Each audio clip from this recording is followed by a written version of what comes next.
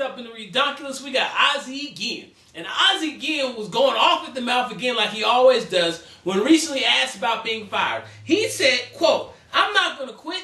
They're going to have to fire me. Name me one guy. Bobby Cox, he might drop dead in the field and not have a chance to be fired. But me, if I'm going to get fired, everything in my office is going on eBay. I don't want that stuff. I don't want it anymore. You know what, Ozzy? I have a newsflash for you. If you get fired, they don't want you. You can sell it. You can do whatever you want with that stuff, but just get out and take your butt home. We don't want to hear your tirades anymore. Either win on the field or go home and win with your family, because you're not doing either one right now. And the fact that you will come out and say this is absolutely ReDonkulous." Next up we have Terrell Pryor, who prior, no pun intended, who prior to the USC Ohio State game said this pertains to Michael Vick.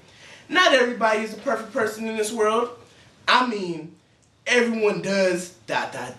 kills people, murders people, steal from you." I don't steal. Steal from me. What? You stole from me?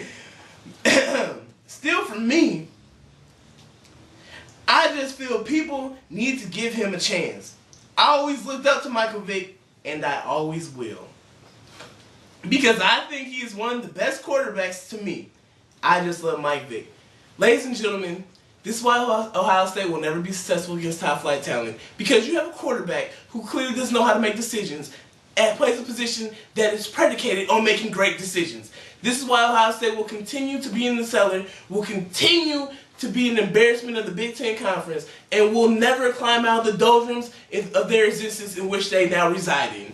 And the fact that you will come out and say this, come out and say this okay thing, but you say it's absolutely ReDonkulous. Test. Next up, we got the woman who's suing Ben Roethlisberger over this alleged sexual misconduct. And her latest request, she said she'd be willing to drop the charges against the Big Ben, against the big clock, if he, 1, admits to raping her, 2, apologizes for raping her, and 3, donates $100,000 to the Committee for Abused Women. In response to this request, Ben Roethlisberger's attorney came out and said this. He says, "It was bizarre and an insult to all women who have legitimately been the victim of sexual misconduct." I thought her requests were ridiculous. But Ben, your attorney's response was ReDonkulous. Next up we have Eric Federer, who went off in the U.S. Open final against Del Potro, when he was denied the chance to challenge a call. And then the refs turned around and let Del Potro challenge a call 5 minutes after it happened. And you know, I just want you to see this clip of Federer and letting the refs know how he feels. Del Potro considering a challenge. It's too late now. No. Shouldn't be allowed that much time. The ball was called out. He was talking to me. Yeah, come on. I wasn't allowed to challenge like after 2 seconds. The guy takes like 10 every time. I can't allow that stuff. Chase review reveals it was out. Do you have any rules in there? Stop showing me the hands, okay? Don't tell me to be quiet, okay? When I want to talk, I talk, all right? I don't give a shit what he said. I just say he's waiting too long. ReDonkulous. Next up, we got Byron Russell. And Byron Russell was apparently upset about the speech that Michael Jordan gave at his induction into the Hall of Fame. When Michael Jordan came out and said that Byron Russell got what he was looking for in guarding him, he said, "You know what? I'll play his ass right now. Tell him to come out to my house in California. I'll have my basketball shorts on.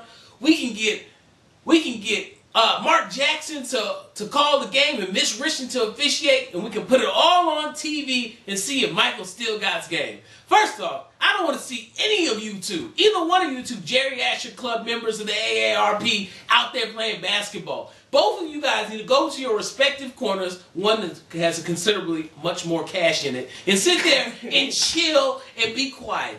Go ahead, retire, be quiet, and stay out of basketball. The fact that you would say this, Byron, is 100% ReDonkulous. Next up, we have a 99-year-old Chinese man who ran the 100 meters in 22.9 0.4 seconds, ladies and gentlemen, and set a new world record.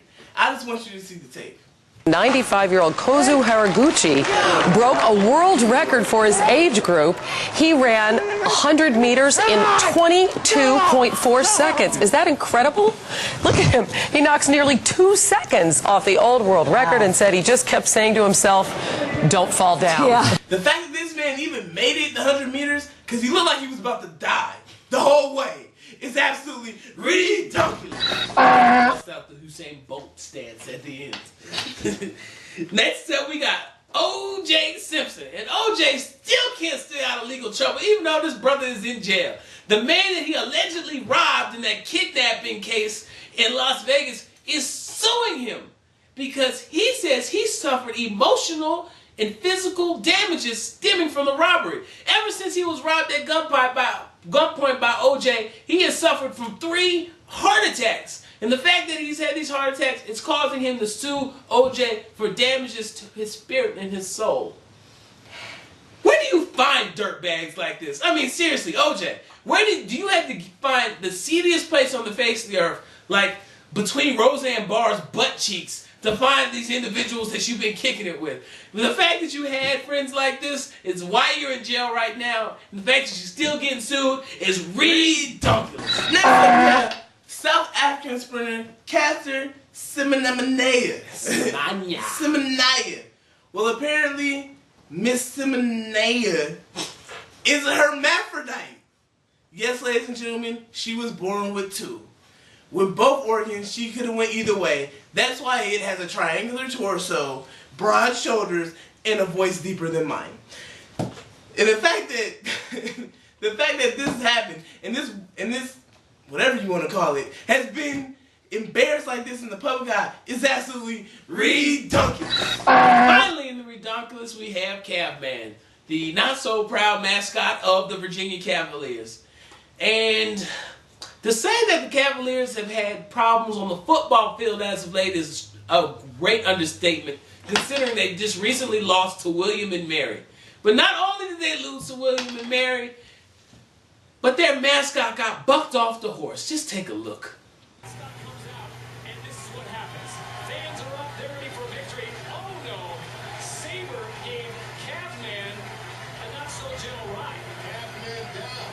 ReDonkulous. That's it for the Thursday Night Sports Party. We'd like to thank you for tuning in. Remember, you can watch us at www.thursdaynightsportsparty.com. Follow us on Twitter. And until next week, you stay classy, Atlanta.